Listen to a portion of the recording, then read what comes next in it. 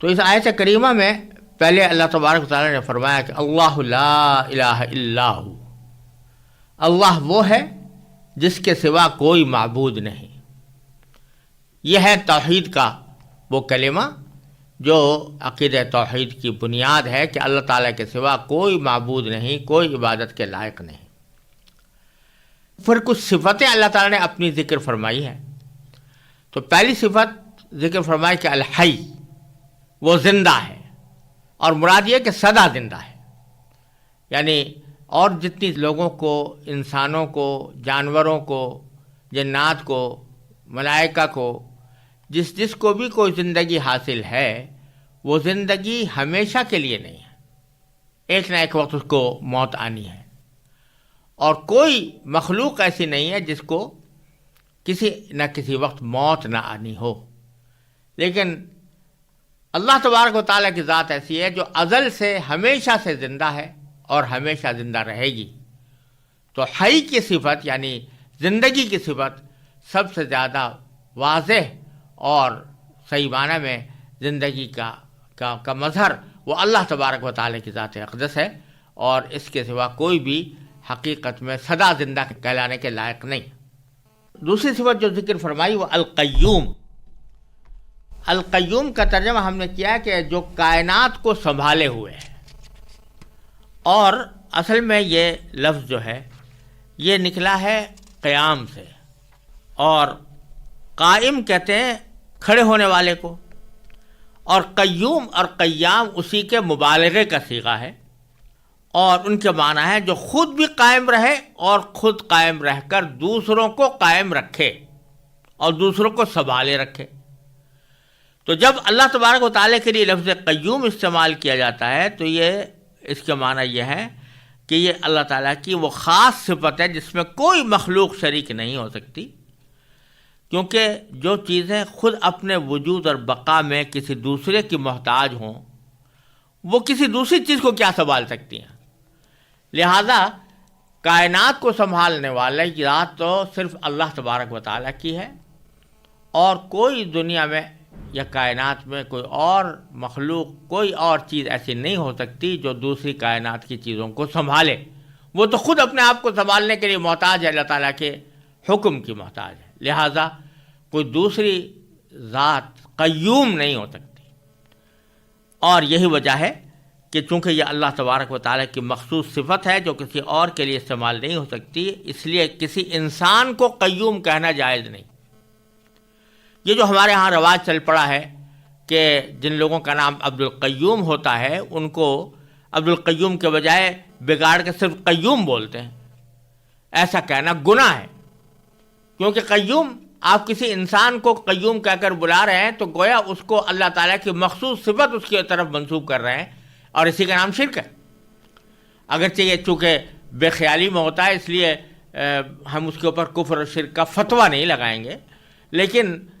اس طرح کرنا جو شرک کی علامت ہے، ایسا کوئی عمل کرنا جو شرک کا مظہر ہو، یہ کسی طرح بھی جائز نہیں ہے۔ ہمارے ہاں جو رواج پڑ گیا ہے عبد القیوم کو قیوم کہہ کر بلانے کا، عبد الرحمن کو رحمان کہہ کر بلانے کا، عبد الرزاق کو رزاق کہہ کر بلانے کا، یہ بہت ہی غلط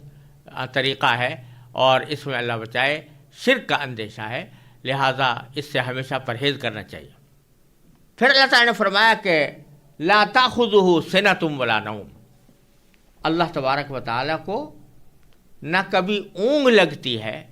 اور نہ نیند، یعنی کہا یہ جا رہا ہے کہ زندہ تو ہے لیکن تم اپنی طرح کی زندگی پر قیاس نہ کرنا کہ جیسی تمہاری زندگی ہے، کہ اس زندگی میں تم محتاج ہو اس بات کے کہ کبھی نہ کبھی تمہارے اوپر موت جیسی نیند طاری ہو۔ اگر وہ نیند نہ آئے تو تم پریشان ہو جاتے ہو اور تم تھک جاتے ہو، لیکن اللہ تبارک و تعالیٰ ان تمام چیزوں سے بے نیاز ہے، نہ اس کو اونگ لگتی ہے۔ سنہ کہتے ہیں ابتدائی نیند کا جو ابتدائی حصہ ہوتا ہے، جس کو اردو میں اونگ سے تعبیر کر سکتے ہیں، اس کو سنہ کہا جاتا ہے، اور نوم باقاعدہ پوری نیند کو کہتے ہیں۔ تو اللہ تعالیٰ کو نہ اونگ لگتی ہے اور نہ نیند۔ پھر فرمایا کہ لہو ما فی السماوات و ما فی الارض، اسی کے لیے ہے جو کچھ ہے آسمانوں میں اور جو کچھ ہے زمین میں، یعنی زمین و آسمان کے درمیان جتنی چیزیں ہیں، زمین و آسمان کے اندر جتنی چیزیں ہیں، وہ ساری کی ساری اللہ تعالیٰ کی ملکیت ہیں، کوئی اور ان کی ملکیت میں اللہ تعالیٰ کا شریک نہیں، وہ خود مختار ہے، اس کے قبضہ قدرت میں سب کچھ ہے۔ جب یہ بات ہے تو اشارہ اس طرف ہے کہ جس شخص کی یا جس ذات کی قدرت میں اور اس کے احاطہ علم میں ساری کائنات ہو اور وہ جو چاہے کرنے پر قادر ہو، ساری کائنات کی چیزیں اس کی ملکیت ہوں، اس کو اپنا کاروبار خدائی چلانے کے لیے کسی شریک کی حاجت کیوں ہو؟ شریک کی حاجت تو اس کو ہوتی ہے کہ جو کسی نہ کسی جگہ حاجت مند ہوتا ہے،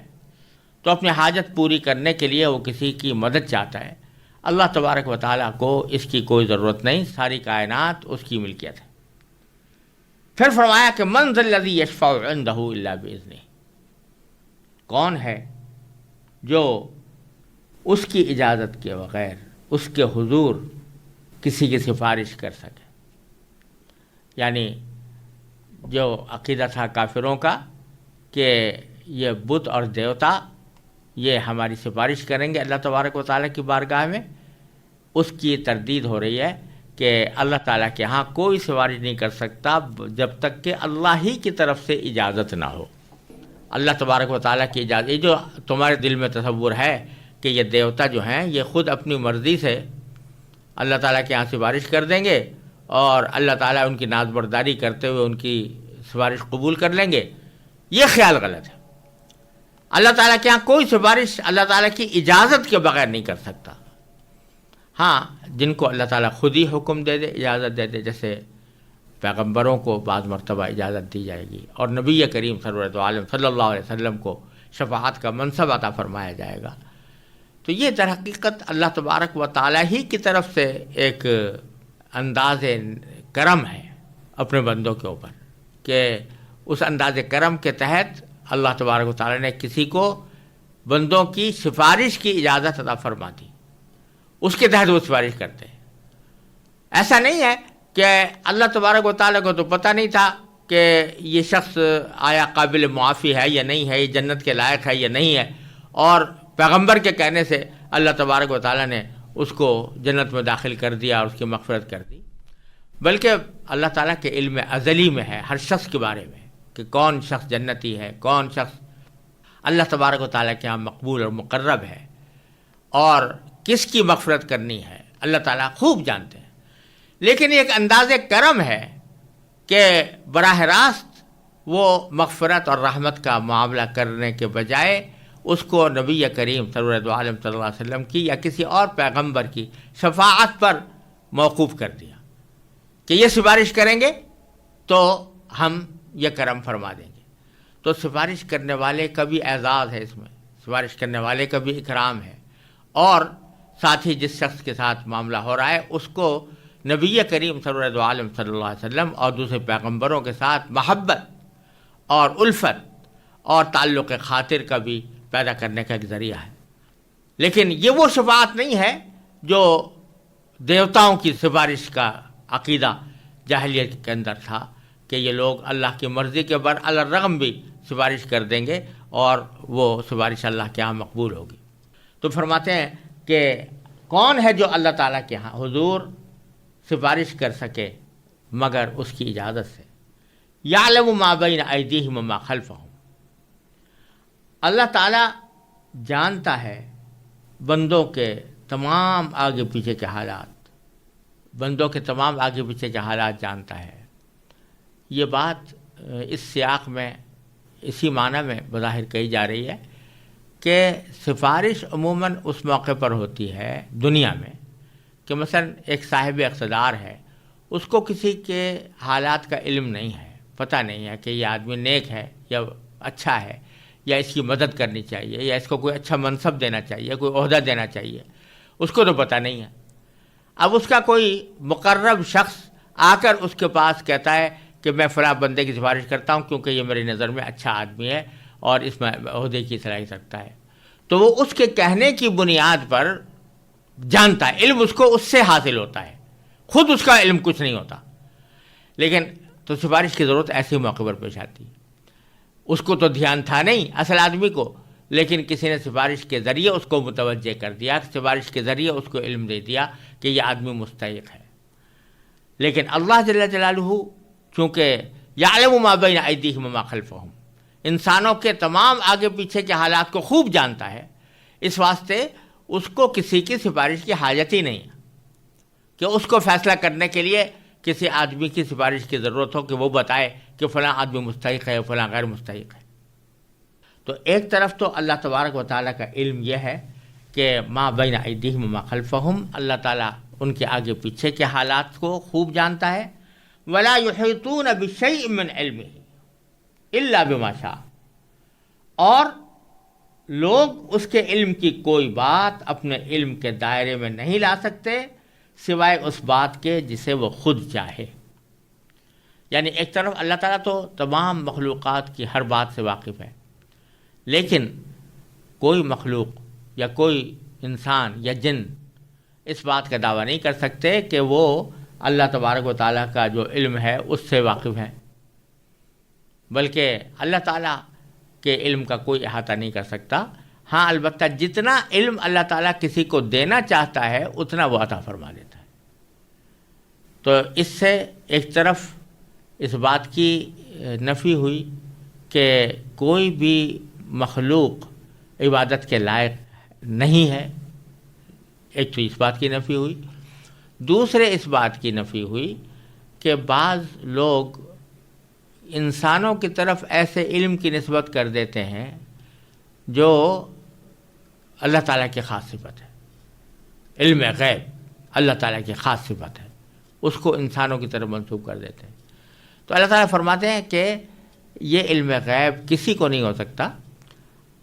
کوئی مخلوق اللہ تعالیٰ کے علم کا احاطہ نہیں کر سکتی الا بما شاء. ہاں جتنا اللہ تعالیٰ دینا چاہتا ہے وہ دے دیتا ہے. تو اپنے انبیاء کرام کو غیب کی باتوں میں سے جتنی باتیں اللہ تبارک و تعالیٰ دینا چاہتے ہیں وہ اپنے انبیاء کرام کو عطا فرما دیتے ہیں. ذالک من انباء الغیب نوحیہ الیک، فرمایا قرآن کریم نے کہ غیب کی خبریں ہیں جو ہم آپ کو وحی کے ذریعے بتا رہے ہیں. تو اللہ تبارک و تعالیٰ یہ غیب کی خبریں اپنے انبیاء کو عطا فرماتے ہیں جتنی چاہتے ہیں. اور حضور نبی کریم سرورت عالم صلی اللہ علیہ وسلم کو ایسی بے شمار خبریں اللہ تعالیٰ نے عطا فرمائی، اور اللہ تعالیٰ نے اپنے فضل و کرم سے اتنا علم چاہا وہ نبی کریم صلی اللہ علیہ وسلم کو عطا فرمایا. لیکن یہ بات واضح ہے کہ وہ اللہ تعالیٰ کے علم کے مقابلے میں کسی بھی مخلوق کا علم کوئی نسبت نہیں رکھتا. اور دوسرا یہ کہ اللہ تعالیٰ ہی جس کو چاہتا ہے جتنا چاہتا ہے علم عطا فرماتا ہے. کوئی شخص یا کوئی ذات یا کوئی مخلوق اپنے طور پر کوئی علم حاصل نہیں کر سکتی. پھر فرمایا وسع کرسیہ السماوات والارض، اللہ تعالیٰ کی کرسی آسمانوں اور زمین کو کی وسعت رکھتی ہے، یعنی سارے آسمان اور سارے زمین کو اس نے گھیرا ہوا ہے. یہ کرسی کیا چیز ہے اس کی حقیقت تو اللہ تبارک و تعالیٰ ہی بہتر جانتے ہیں. یہاں تو اتنی بات فرمائی ہے کہ سارے آسمان اور زمین کو اس نے گھیرا ہوا ہے. اور چونکہ اللہ تبارک و تعالیٰ اٹھنے بیٹھنے کی جو صفات ہوتی ہیں مخلوق کی اس سے بے نیاز ہیں، اور نہ کسی جگہ کے محتاج ہیں، نہ کسی بیٹھنے کے آلے کے محتاج ہیں. لہذا اس کرسی کے وہ معنی تو ہو نہیں سکتے جو دنیا کے اندر معنی ہوتے ہیں کہ آدمی اس کے اوپر بیٹھتا ہے. تو اس کا حقیقی کیفیت کیا ہے اس کرسی کی اور اس کی کنہ کیا ہے، اس کا ادراک در حقیقت انسانی عقل سے بالا تر ہے. اس لیے ہم اس کے بارے میں کوئی تفصیل نہ جان سکتے ہیں نہ بیان کرتے ہیں. البتہ مستند روایات حدیث سے اتنا معلوم ہوتا ہے کہ عرش اور کرسی دونوں بہت عظیم الشان جسم ہیں جو تمام آسمان اور زمین سے بدرجہ بڑے ہیں. اب ان کی کیفیت کیا ہے اور کیا ان کی شکل اور حیات کیا ہے، یہ جاننے کا ہمارے پاس کوئی راستہ نہیں۔ بعض حضرات نے یہاں کرسی سے مراد باری تعالیٰ کا اقتدار بھی لیا ہے، اور مراد یہ ہے کہ اس کا اقتدار تمام آسمان اور زمین کو محیط ہے، اس کو اپنی وسعت میں لیے ہوئے ہے، تو یہ معنی بھی کچھ بعید نہیں ہے۔ لیکن روایات سے معلوم ہوتا ہے کہ کرسی بذات خود ایک جسم ہے، جس طرح عرش ایک جسم ہے اسی طرح کرسی بھی ایک جسم ہے، اور اس کی کیفیت اللہ تعالیٰ ہی بہتر جانتے ہیں۔ وَلَا يَؤُودُهُ حِفْظُهُمَا، اور فرمایا کہ ان دونوں کی نگہبانی سے اسے ذرا بھی بوجھ نہیں ہوتا۔ لا یعودہ، عاد یعود، عودن کے معنی ہے کسی کو بوجھل بنا دینا، تو حفظہما یعنی ان دونوں چیزوں کی نگرانی، نگہبانی، آسمان اور زمین کی نگہبانی، وہ اللہ تعالیٰ کو ذرہ برابر بھی بوجھل نہیں بناتی، یعنی اس کی حفاظت اور نگرانی سے اللہ تعالیٰ کو کوئی تھکاوٹ نہیں ہوتی، کوئی تعب نہیں ہوتا۔ وَهُوَ الْعَلِيُّ الْعَظِيمُ، اور وہی ذات، اللہ تعالیٰ کی ذات بڑی عالی مقام ہے۔ علی کے معنی عالی مقام، اور عظیم کے معنی صاحب عظمت، تو اللہ تعالیٰ کی ذات بڑی عالی مقام ہے اور بڑی عظمت والی ہے۔